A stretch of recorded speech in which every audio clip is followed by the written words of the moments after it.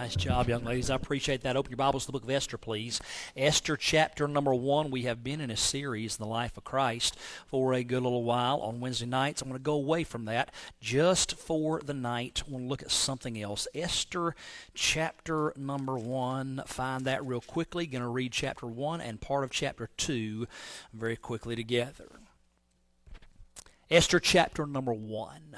The Bible says, "Now it came to pass in the days of Ahasuerus," this is Ahasuerus, which reigned from India even unto Ethiopia, over 127 provinces, "that in those days when the king Ahasuerus sat on the throne of his kingdom, which was in Shushan the palace, in the 3rd year of his reign he made a feast unto all his princes and his servants, the power of Persia and Media, the nobles and princes of the provinces being before him, when he showed the riches of his glorious kingdom and the honor of his excellent majesty many days, even 180 days. And when these days were expired, the king made a feast unto all the people that were present in Shushan the palace, both unto great and small, 7 days, in the court of the garden of the king's palace, where were white, green, and blue hangings fastened with cords of fine linen and purple to silver rings and pillars of marble. And the beds were of gold and silver upon a pavement of red and blue and white and black marble. And they gave them drink in vessels of gold, the vessels being diverse one from another, and royal wine in abundance according to the state of the king. And the drinking was according to the law, none did compel, for so the king had appointed to all the officers of his house, that they should do according to every man's pleasure. Also Vashti the queen made a feast for the women in the royal house, which belonged to King Ahasuerus. On the 7th day, when the heart of the king was merry with wine, he commanded Mehuman, Biztha, Harbona, Bigtha, Abagtha, Zethar, and Carcas, the 7 chamberlains that serve in the presence of Ahasuerus the king, to bring Vashti the queen before the king with the crown royal, to show the people and the princes her beauty, for she was fair to look on. But the queen Vashti refused to come at the king's commandment by his chamberlains. Therefore was the king very wroth, and his anger burned in him. Then the king said to the wise men which knew the times, for so was the king's manner toward all that knew law and judgment. And the next unto him was Carshena, Shethar, Admatha, Tarshish, Meres, Marsena, and Memucan, the 7 princes of Persia and Media, which saw the king's face, and which sat first in the kingdom. What shall we do unto the queen Vashti according to the law, because she hath not performed the commandment of the king Ahasuerus by the chamberlains? And Memucan answered before the king and the princes, Vashti the queen hath not done wrong to the king only, but also to all the princes and to all the people that are in all the provinces of the king Ahasuerus. For this deed of the queen shall come abroad unto all women, so that they shall despise their husbands in their eyes when it shall be reported. The king Ahasuerus commanded Vashti the queen to be brought in before him, but she came not. Likewise shall the ladies of Persia and Media say this day unto all the king's princes which have heard of the deed of the queen, thus shall there arise too much contempt and wrath. If it please the king, let there go a royal commandment from him, and let it be written among the laws of the Persians and the Medes, that it be not altered, that Vashti come no more before the king Ahasuerus. And let the king give her royal estate unto another that is better than she. And when the king's decree which he shall make shall be published throughout all his empire, for it is great, all the wives shall give to their husbands honor, both to great and small. And the saying pleased the king and the princes, and the king did according to the word of Memucan. For he sent letters unto all the king's provinces, and to every province according to the writing thereof, and to every people after their language, that every man should bear rule in his own house, and that it should be published according to the language of every people. After these things, when the wrath of King Ahasuerus was appeased, he remembered Vashti and what she had done, and what was decreed against her. Then said the king's servants that ministered unto him, Let there be fair young virgins sought for the king, and let the king appoint officers in all the provinces of his kingdom, that they may gather together all the fair young virgins unto Shushan the palace, to the house of the women, under the custody of Hegi, the king's chamberlain, keeper of the women, and let their things for purification be given them.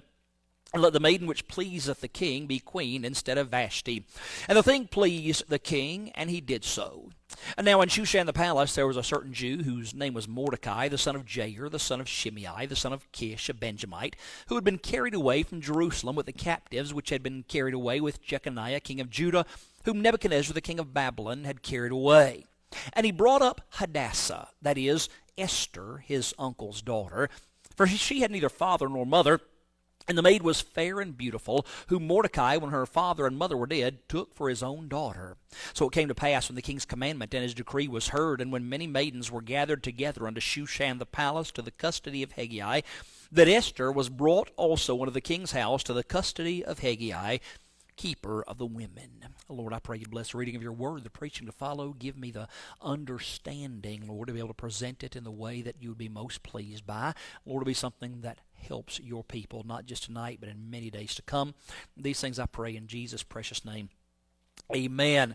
The book of Esther has a storyline that is as compelling as anything anybody anywhere could ever begin to write if they were trying to write a fictitious story, and yet it is entirely true and historical. We tend to focus on the last part of the book because that's where we would say the juicy stuff all is. But there is a lot that goes into the early couple of chapters, especially into what we've just read in chapters 1 and 2. Normally I like to give you an outline to what I'm preaching, but I'm not going to do that tonight. I just want to begin by telling you the story that goes into the first couple of chapters of Esther, and there's a particular application I want to make as we draw this thing to a close tonight. The book of Esther has a time period in which it is set. This is probably 100 years or so after the Babylonian captivity has begun. You know, of course, that Nebuchadnezzar ransacked Jerusalem, took the seed of the princes, Daniel, Shadrach, Meshach, and Abednego, many others, brought them into Babylon, and God's people are there in Babylon in captivity for 70 solid years.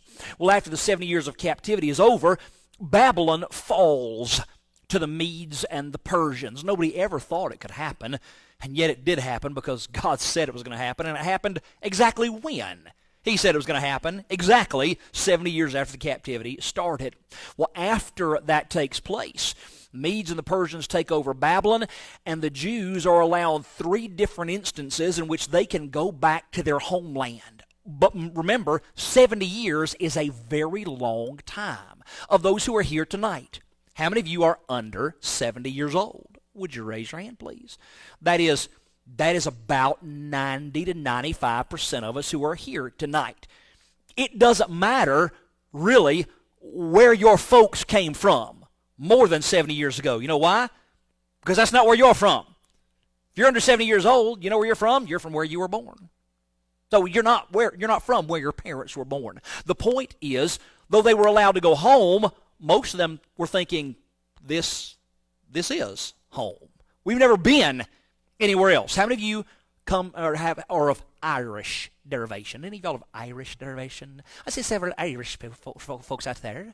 When was the last time, Brother Brown, that you said, I think I'd like to go out to Ireland and maybe take up residence in my homeland? Did you ever do that? just every now and then? Were you born here in the United States? So it doesn't really matter, therefore, if you're Irish derivation. This is your home, is it not? Brother Brown's not looking to go out to Ireland because this is home for him. Where's some other places y'all came from? Talk to me real quick. Where'd you come from? England. Who said England? England? Brother Jimmy's from England? I did not. English, Irish, Scottish. Got to be complicated, don't you? So have you thought much about going back to live in the old country? Every now and then? This is where you're from, right? She's from Alabama. If there's ever been a foreign country, yes, sir. Any place that has a monument to a boll weevil is a foreign country. I'm just telling you, if you got a monument to a bug in your state, you're from a foreign country. The point is, they were home. So they're allowed to, quote unquote, go home, but very few of them did. Most of them had been born there in that captivity, Brother Chip, so they decided to stay.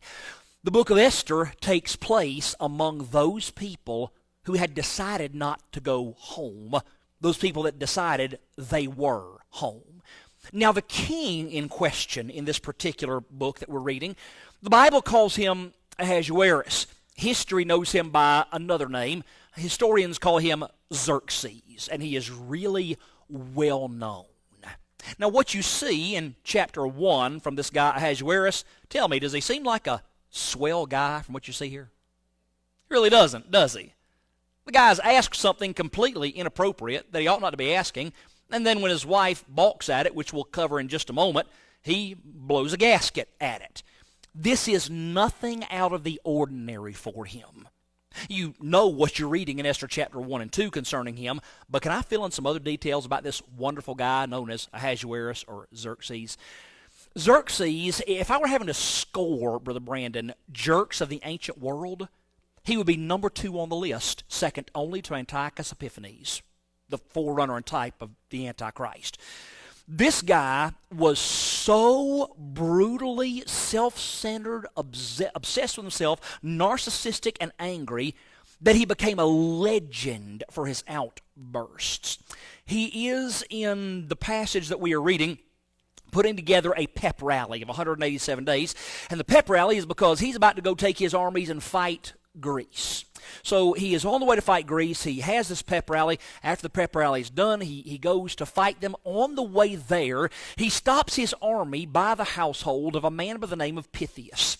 Pythias has been his most loyal and financially extravagant supporter. The man was incredibly wealthy, and he has contributed in our terms hundreds of millions of dollars to Ahasuerus and his conquests through the years. Well, they stop by his house, and Pythias has a request for his friend the king, to whom he has given all this extravagant wealth of the years. Pythias and his wife were old, and they had 5 children, 5 boys, and all of them were soldiers in Ahasuerus' army. So Pythias, knowing that he and his wife were getting old, had a request that I would think would be a pretty reasonable request for me. He asked the king, he said, "King, would it be okay if you let just one of our boys stay home? My wife and I are getting old. We'd like for there to be somebody there to take care of us in our old age in case anything goes wrong. So you've got all 5 of my boys in the army. We've given you all this money. Would it be okay if you let us just have one of our boys stay home to help look after us?" Ahasuerus said, "You want one of your boys to stay home? That's fine. I'll let one of your boys stay home." And he cut him in half long ways, laid half his body over here, laid half his body over there, and marched the army between them on the way out. That's the guy you're reading about in Esther chapter 1, chapter 2. He had some engineers build a bridge across a river for him to get his armies across, and an epic, earth-shattering storm destroyed the bridge. Now, we're here in 2020, and bridges still collapse in 2020. You follow this? We've got 2,500 extra years of understanding and engineering, and we still have bridges that fall sometimes. This is 2,500 years ago. He has engineers build a bridge across this river. An epic storm destroys it, and he has the engineer killed just because his bridge didn't stand. This is the guy you're reading about in Esther chapter 1 and chapter 2. You say, "Preacher, why are you mentioning that?" Oh, trust me, I've got a reason for this. In the pep rally that we've read about in Esther chapter 1 and chapter 2, the king is, he is, to put it mildly, sloshed. Okay? Everybody has been drinking for 187 days. Now, the Bible says that his heart is merry with wine. We have another word for that, drunk. He is absolutely falling down drunk. Okay? He is sloshed, he is drunk, he is toasted, and he comes up with a brilliant idea. His brilliant idea is, let me call my lovely wife Vashti and have her, in the most immodest way possible, parade her beauty before all of my drunken buddies. Let me get all of my drunken buddies to lust after my wife. That's his idea. That sounds like a charming individual, a charming idea, doesn't it? Well, now, this thing that he's asking her is wrong in every possible way. Matter of fact, you can't even come up with a single way that is right, to be honest with you. It is wrong morally, obviously. The Bible makes that very clear. It has abundant things to say about lust. So it's wrong morally. It is also wrong culturally. The laws of the Medes and the Persians forbid such a thing. And it is also wrong according to her royal station, because the laws of the Medes and the Persians were such that the queen, above all else, was always secluded from public view. So when Vashti hears this, she knows something. She knows my husband is drunk. He has no idea what he's asking, but what he's asking is absolutely wrong, and if I do it, when he sobers up, I could lose my life for even having done it, because it is against the law and customs of the Medes and the Persians. So she rightly sends word, I'm not coming. And it is then that Mr. Genius Drunk turns to his genius drunken buddies. Did you notice a word we emphasized about 7 times as we mentioned what they had to say? It was the word all. Here is basically what his drunken counselor says. King, you got to do something. Vasty's not just embarrassed you. She done embarrassed all of us. And I'm telling you, if this gets out, every woman in the whole wide world's going to get all uppity against their husbands, and we ain't going to have no authority, no how, never again. You got to do something, King. You got to divorce her. Now, 30 seconds earlier, he thinks that she is the most beautiful thing in the world, and he's so proud of her before it that he wants everybody to see her. But now his drunken buddies have said, divorce her, and his answer is, okay. Okay, you've got to be a drunken idiot to agree with that. Can we agree? He's a drunken idiot. He agrees to put his own wife away, divorce her, just because she's done right. We come after that to him leaving for 4 years to go to Greece. It is an epic disaster. He loses in huge fashion. He comes back. He is in an ill mood, and now he's thinking of the fact that he's not just lost, but he's also single, and his counselors realize they're about to be in a lot of trouble because all of them still have their wives. So they say, hey, King, look, we got an idea. Got another idea for you. First one might not have been so good, but let's have a beauty pageant. And let's bring in all the beautiful girls from all across your empire, which stretches from Ethiopia to Ethiopia, 127 provinces, millions of square miles. Let's bring them all in, all the attractive females, and let's have a beauty pageant. And let's let you pick a new wife. Here she comes, Miss Persia. Let's have you pick out who the most beautiful one is, and she gets to be your new wife. Now, when most girls think of becoming a princess or a queen, Disney comes to mind, does it not? I mean, the lovely flowing robe and the glass slippers and the crown and the flowers and the talking teapots and all the other stuff that isn't real. We think of Disney princesses and Disney queens, but can I remind you of something?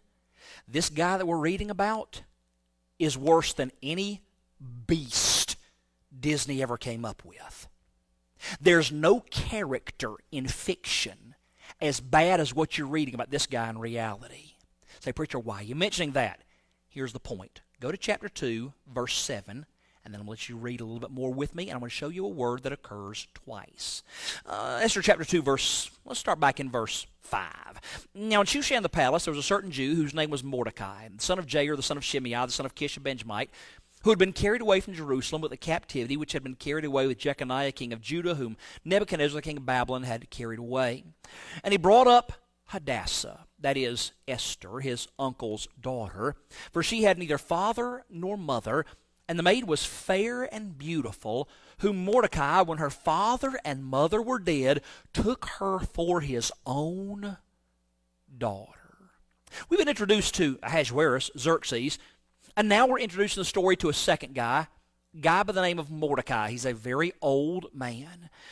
His uncle, who oddly enough could have even been far younger than him, sort of odd the way things happened back then, but his uncle has passed away and left behind a daughter, and he is now raising that girl, his cousin, as his own daughter.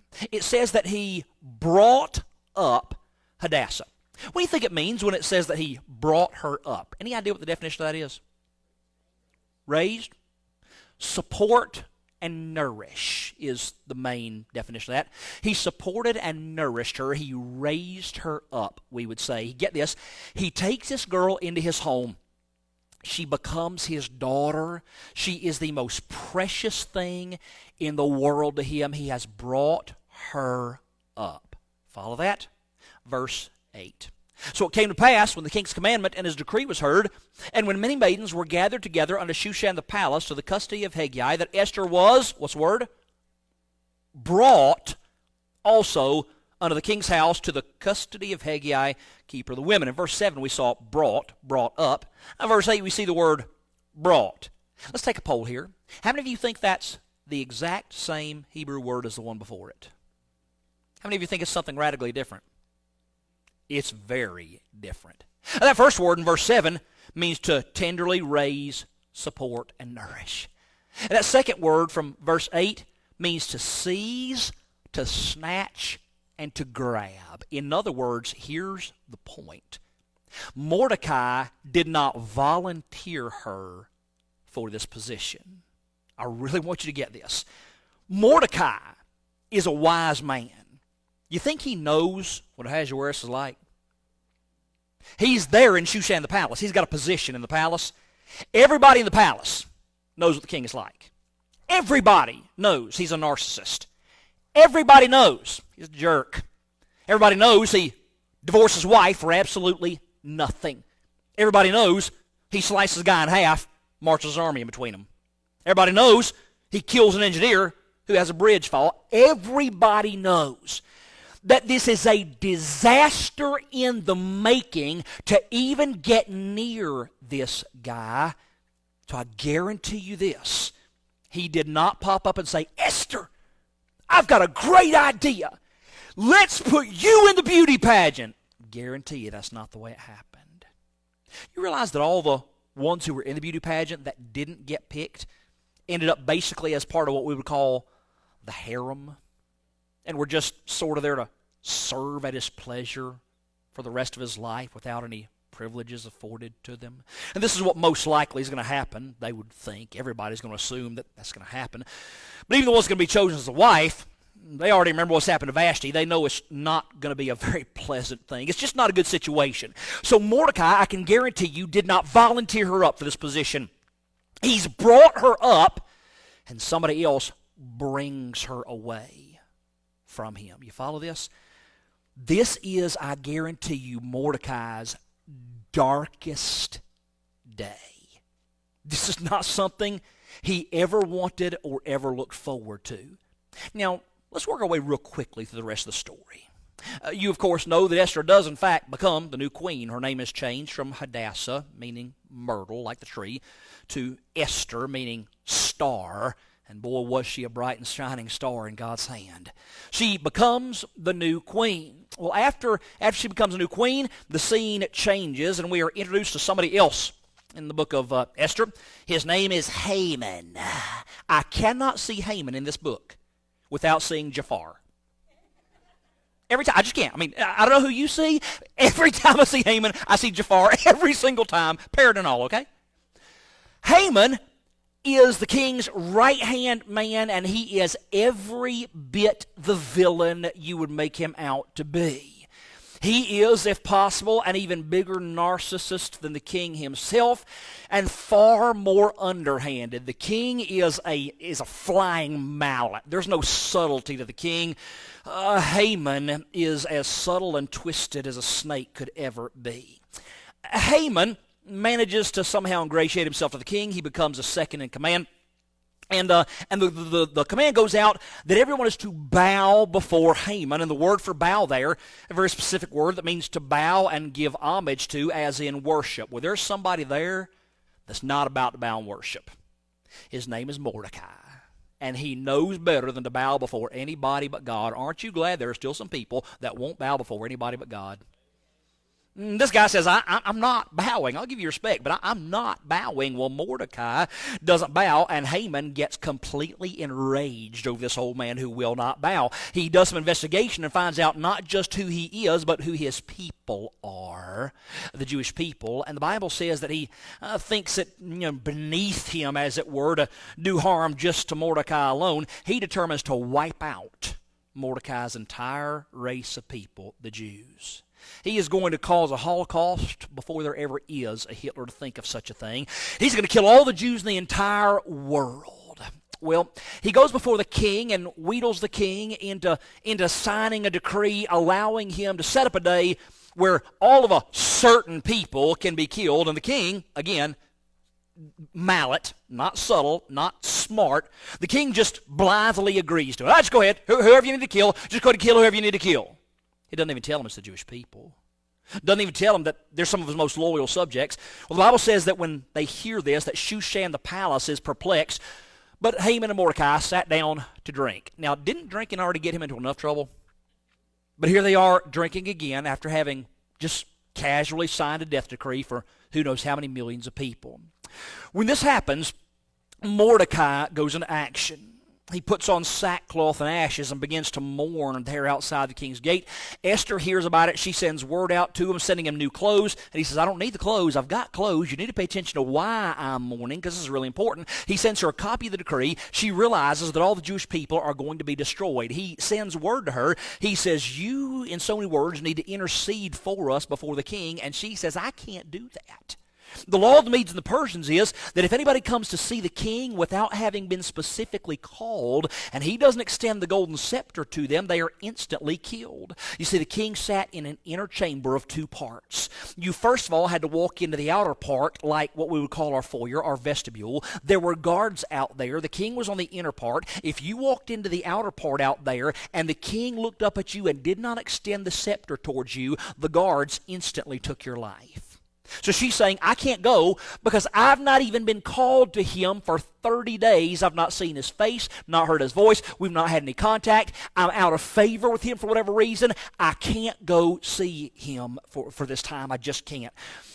He then sends back the most famous words, perhaps, in all the Old Testament. He says, if you don't go in, deliverance will arise to the Jews from another place, but who knows whether thou art come to the kingdom for such a time as this. Esther says, all right, I'll go. Give me 3 days. I and my maidens are going to fast. I want you to fast, and then I will go before the king. Well, they fast for 3 days, and then Esther puts on her finest garments. She goes into the court. The guards look at her. Guards look at the king. The king looks at her and sees her, extends the golden scepter to her. She gets to live for a few more minutes at least. She reaches out and touches the golden scepter. The king is clearly intrigued at this wife who has enough bravery to come before him under these circumstances. So he says, ask anything you want. I will give you whatever you want, up unto half of the kingdom. Now, kings back then were in the habit of saying that, but do you know how many people ever took him up on that offer? That was none. Because if you were dumb enough to take him up on that offer, you immediately became enemy number one. So they were usually smart enough not to take him up on that offer. But he says, I'll give you whatever you want. What do you want? And she says, I want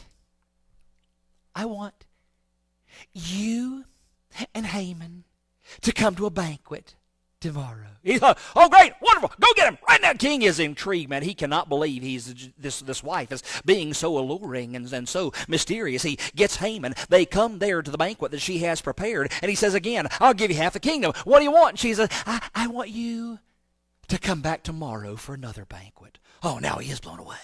She's being so mysterious. She's being so seductive. What in the world is she up to? They leave that night. Haman is on cloud 9 himself because he's in on whatever this thing is that Esther's got going on. Oh, he's in on it like a bass after a worm, but that's another story. But he's in on this thing that Esther's got going on. He doesn't even know what it is. He walks out, and the Bible says that Mordecai is basically right there in front of him and wouldn't even stand for him. In other words, he has somehow managed to plant himself in the way where Haman has to walk around him. Haman is both excited and livid at what is happening. He goes home and he starts talking to his wife, Zeresh, and all of their friends, and the conversation goes something like this. I'm wonderful. The king made me his second-hand man. I'm amazing. I got to go into a banquet with Esther and the king. I'm fantastic. I have wealth. I have children. I'm amazing. But enough of me talking about me. What do you think about me? That's how the conversation goes, okay? So he tells them all of his glory, and then he makes this statement. And yet all of this availeth me nothing, so long as Mordecai the Jew lives. What? He's the king's second-hand man. He's wealthy. He's powerful. He's famous. And all this means nothing to him? Well, his wife, Zeresh, has a genius idea. She says, just build a gallows 75 foot high, and let's hang him on it. 75 feet high. Doesn't that sound like just a little bit overkill? But that's just the way this family is. So he commissions this gallows to be built. The Bible says that night the king couldn't sleep. Amazing how that happens just when it needs to. He can't sleep, so he asks for the book of the Chronicles of the kings of Persia to be brought before him. And the Chronicles of the kings of Persia are like the Chronicles you find in the Bible. Beget, beget, beget, beget, beget, beget, zzz. is. After a while, it's like white noise, okay? Not trying to be pious here. If you want to go to sleep, you're not reading the book of the Revelation, you're reading 2 Chronicles. That's just the way that works. So he has them bring the book of Chronicles before him, and they open it up at random, and they just happen to come across the account of something that happened some years earlier where two people, Bigthana and Teresh, the king's chamberlains, were trying to kill the king, and guess who it was who heard about the plot and saved his life? That guy, Mordecai. And the king says, what honor has been done to him? And they look through the records and go, no honor's been done to him. Now that, you have no idea the magnitude of an error that was in the Oriental world. That was the most horrifying thing imaginable. So the king is apoplectic that he did not do some honor to Mordecai. And he says, who's out there in the court? Somebody's got to be out there in the court. Middle of the night, but surely somebody's in the court. Yeah, somebody's in the court. Haman's in the court. Haman's out there in the middle of the night to ask for permission to hang Mordecai. They say, Haman's out there. Oh, good. Send him in, my right-hand man. Send Jafar in. Well, here comes Haman. And the king starts speaking first. He says, what shall be done to the man whom the king delights to honor? And I love what the Bible says next. It's hilarious. It says that Haman thought in his heart, who would the king delight to honor more than me? I am so beautiful to me. Can't you see? I'm everything I hoped for. I'm everything I need. I am so beautiful to me. That was his theme song, okay? Who would the king delight to honor more than me? And he says, for the man that the king delights to honor, let the royal robes be brought. Let the royal crown be set on his head. Set him in the king's chariot. Parade him through the street with one of your most noble princes leading the way, saying, thus shall it be done to the man whom the king delights to honor. The king says, that's a great idea. Do that yourself for Mordecai. Can you imagine the catch in his throat right about then? Gets everything together. Goes out and finds Mordecai. Mordecai sees him coming, knows there's a gallows out there. He's probably thinking, this is it, Elizabeth. This is the big one. Here it comes. But he stands in front of him and says, Mordecai, by order of the king, you're to wear his crown, wear his robe, and sit in his chariot. And I'm going to bring you through the street in a parade, saying, thus shall it be done to the man whom the king delights to honor. And they have this big, gigantic parade for Mordecai. Mordecai has no idea where this has come from, but you know he's got to be thinking, God has a great sense of humor. The parade's done. Says Mordecai goes back to his place. Haman goes back to his place in shame and embarrassment, and he looking for some support, Brother Brand. Looking for some emotional help. Tells his wife what happened. His wife and friends say, if Mordecai be the seed of the Jews before thou hast begun to fall, you're going to fail. Thanks a lot, honey. You're the one that had me build the gallows. I appreciate that. So he is at home mourning, just wanting Brother Jason to be left alone for a while, and all of a sudden, knock comes on the door. Mordecai, or Haman, by order of the king, you are summoned to the banquet with the queen and the king. Oh, forgot about that. Now he's got to put on his happy face. Get his fake happy face, the best one he can find. And he goes in there before the king, and Brother Ford, you know his mind is jumbled. He is really troubled right now. He knows things are not going well. He goes in there before the king, and the king asks again, Esther, what do you want? I'll give you anything. I mean to the half of my kingdom. And she says, all I want is my life and the life of my people, because we are sold to be destroyed. Now, he is by now hooked on this girl that he has married. You look at the progression through the book, he has fallen completely in love with this girl. Enraged, he says, who is he who durst presume to do such a thing? There's one person there that knows. It's him. And she says, the wicked man is this Haman. King realizes now his right-hand man has been working against his best interest. The Bible says enraged. he is so angry. He gets up to go outside. He's trying to clear his head. He even knows he's in trouble, Brother Bridges. So he decides to do what all troublemakers do when they get in trouble if they're wicked people. He grovels. He goes to the queen. He goes to the queen to grovel, but again, just the unique way God brings things to pass. He falls as he's groveling before her and falls on the bed with her that she is reclining on. And Brother Miss Lathy, wouldn't you know it, right at that moment, just a coincidence, right at that moment, the king walks in to see him falling on the bed. And he says, not only is he going to destroy out my kingdom, but he's going to force my wife right before me. And as soon as he says that, they cover his head, the Bible says. The executioners carried around sacks with them for when the king said, he's done. And they covered his head. The last sight he ever saw was that girl that had completely wrecked his world. Put the bag on his head, and somebody else in there says, I love this. Whoever this guy is, I love him. This guy says, hey, y'all know, King, he built a gallows 75 foot high trying to hang Mordecai the Jew. And the king says, good, hang him on it. And he gets hung on his own gallows. Esther brings in Mordecai, tells the king who he is to her. Together, they put a plan together to allow God's people to defend themselves and to stand for their lives. The king hastens the command out to all of his provinces, and on the day of Purim, the Jews stand for their lives, and even the next day they do it again because they know the enemy is going to keep on hitting after the bell's rung. So for 2 days they stand for their lives, and they destroy all of their enemies. Preacher, you just told the whole story. Why? For one reason. There was a day in Mordecai's life where I guarantee you he could not understand why some things were happening. There was a day when he couldn't understand why the one he tenderly brought up was being brought away to Ahasuerus. I guarantee you there's a lot of times he had to ask God, God, why are you letting this happen? I don't understand. But could you say the words again with me? For such a time as this. See, Mordecai could not know that day was coming. Mordecai had no way of knowing what was going to be at stake just a few years down the line.